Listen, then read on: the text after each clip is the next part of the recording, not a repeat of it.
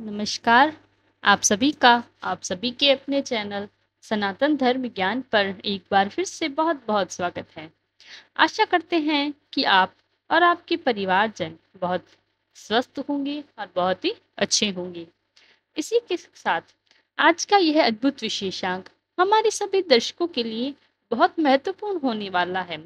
बहुत से अन्य दर्शकों को हमारे पास से प्रतिक्रिया स्वरूप बहुत से संदेश हम प्राप्त हो रहे हैं, जो इस विषय पर जानकारी पा रहे हैं। तो आपके विषय का शीर्षक तो पढ़ ही लिया होगा। तो आइए बिना समय व्यर्थ किए लेकर चलते हैं आपको आज के अद्भुत क्रमांक की ओर। यह बात है इलाहाबाद की। महाराज जी अपने अनन्य भक्त के यहाँ विराजमान हैं और महाराज जी के आने की सूचना प्राप्त होते ही आसपास के जितने भी जन हैं, उन्होंने महाराज जी के विषय में जानकारी एकत्रित की। महाराज जी के दर्शन हेतु वहां पर पहुंच जाते हैं। जब माहौल ऐसा होता है कि महाराज जी को घेरे हुए संघ की भक्ति है। महाराज जी जब कोई बात कहते हैं तो सामाजिक हित में तो होती है, लेकिन हमारे ज्ञान की वृद्धि में भी, हमारे जीवन में आगे बढ़ने के लिए एक प्रकार से मार्गदर्शन भी होती है। महाराज जी कहते हैं कि जब मनुष्य के पास में धन की अधिकता होती है, धन की प्रचुरता होती है, या ज्ञान की अधिकता होती है, या प्रचुरता होती है, तो बहुत से जन ऐसे होते हैं, उस प्रचुर मात्रा में प्राप्त एकत्रित धन को क्या करते हैं, उसका बेहिसाब प्रयोग करते हैं। या जिनके पास ज्ञान होता है, वो उस ज्ञान का सदप्रयोग तो नहीं करते। उसका क्या होता है, मनुष्य पुनः ही उसी स्थिति में आ जाता है। उसे दुर्भाग्यवश इस गरीबी का मुख देखना पड़ता है। महाराज जी यह बात इसीलिए भी कहते हैं, और इस बात को हमें ज्ञान से जोड़ते हुए देख सकते हैं। यदि हमारे पास किसी चीज का अत्यधिक ज्ञान है, तो उस ज्ञान के बखान की वजह से उस ज्ञान को ऐसे समाज में आपको वितरित करना चाहिए, वहां से आप जिसकी पर्याप्त आवश्यकता है। आवश्यकता के अनुसार यदि आप, या जो उस ज्ञान को प्राप्त करना चाहते हैं, या जिसको आवश्यकता है उस धन की, यदि आप ऐसे व्यक्ति की आप सहायता करते हैं, तो वह सहायता निश्चित तौर पर एक अनन्य पुण्य में गिनी जाती है। जिसके पास धन की अधिकता है, उसका अधिक इस्तेमाल करना भी बहुत हानिकारक है। महाराज जी यही कहते हैं कि हमें दुखियों का, दूसरों को, गरीबी को देखना है। जब समय रहते हमारे पास कभी धन आता है, तो उस धन का प्रयोग हम दुरुपयोग नहीं करना है। यहाँ पर जिस चीज की आवश्यकता नहीं है, उसका भी हम उसको भी हम प्राप्त कर लेते हैं। तो उससे क्या होता है कि जब बड़ा समय आता है, तो हमारे पास धन की कमी हो जाती है और हम गरीबी का मुख देखना पड़ता है। और गरीबी जहाँ पर आती है, वहां पर कर्ज भी स्वतः ही आ जाता है।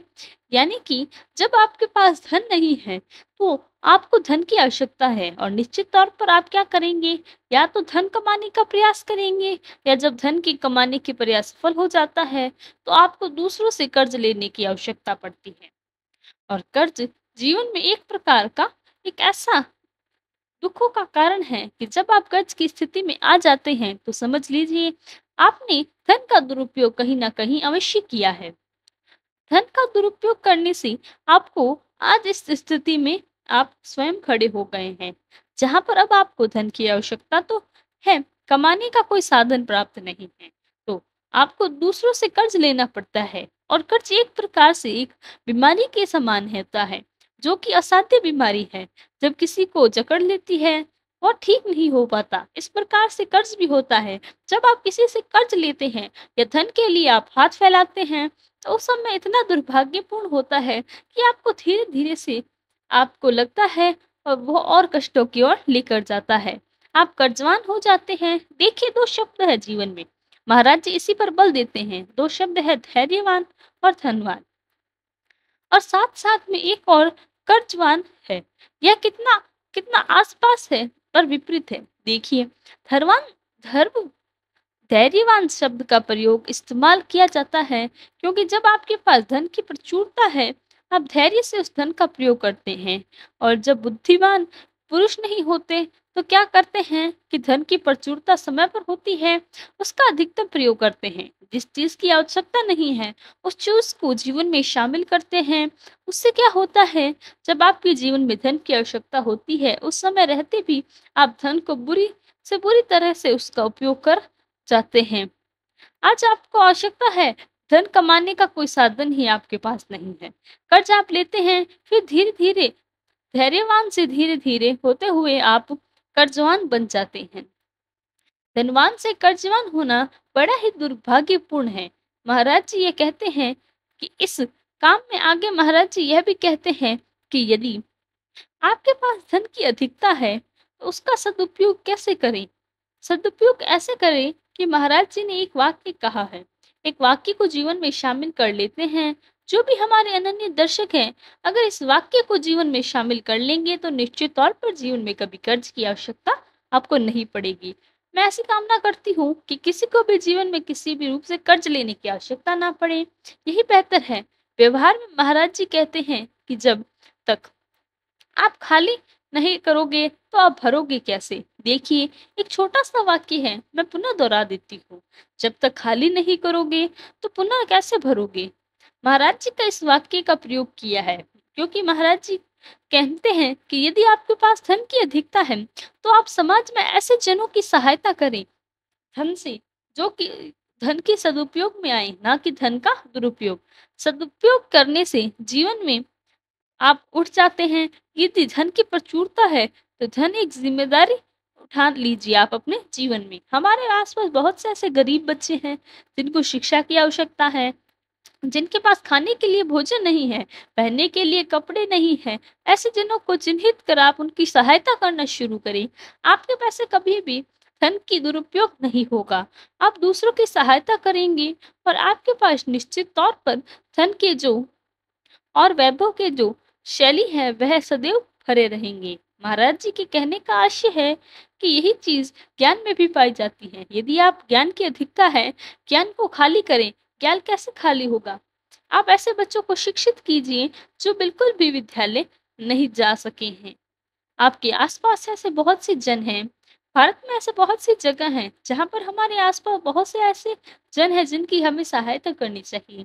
तो ऐसे लोगों की उम्मीद करें और महाराज जी कहते हैं कि जब तक यह धन, यह वैभव जो है, सूक्ष्म चीज़ है, ये नश्वर चीज़ है, ये ना इतना नष्ट हो जाता है, ये इतना नष्ट हो जाती है कि चीज़ पुण्य कैसी चीज़ सदैव गिनी जाती है। तो इसीलिए आज धन को खाली कीजिए, पुण्य का संरक्षण कीजिए और आप संरक्षण करेंगे तो आप पाएँगे कि जीवन में आपको इसके अलावा इतनी खुशी, इतना वैभव प्राप्त होगा, इतनी समृद्धि प्राप्त होगी, मन के अंदर इतना संतोष प्राप्त होगा कि शब्द खाने के लिए और आपके पास शब्द भी नहीं बचेंगे।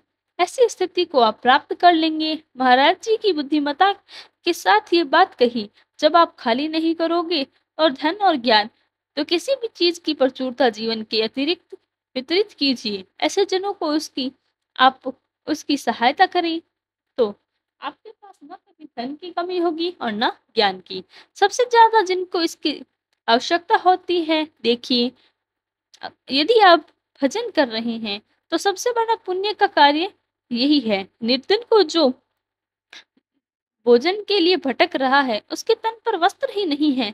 ऐसे व्यक्ति को अगर आप भोजन देंगे, ऐसे व्यक्ति को तन ढकने के लिए अगर वस्त्र दान देंगे, आपको जो शुभकामनाएँ उसके द्वारा प्राप्त होगी, जो आशीर्वाद आपको प्राप्त होगा, उससे आपके जीवन में तरक्की होगी। लेकिन मन का जो संतोष मिलेगा, उस संतोष से आपका मन प्रफुल्लित हो जाएगा।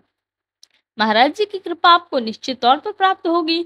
तो आज से अपना एक लक्ष्य बना लीजिए कि आपके आसपास जितने भी जन हैं, जो बहुत निर्धन हैं, जिनकी आप कुछ न कुछ किसी प्रकार से सहायता कर सकते हैं, ऐसे जनों को चिन्हित करके आपको सहायता करनी है। निश्चित तौर पर आपको महाराज जी से ऐसा अमोघ आशीर्वाद प्राप्त होगा, तो जीवन में सफलता के नए आयाम आपको पहुँचाएगा और आपको ऐसा आशीर्वाद जीवन में महाराज जी से कभी प्राप्त नहीं किया होगा। ऐसा आशीर्वाद आपको मिल जाता है।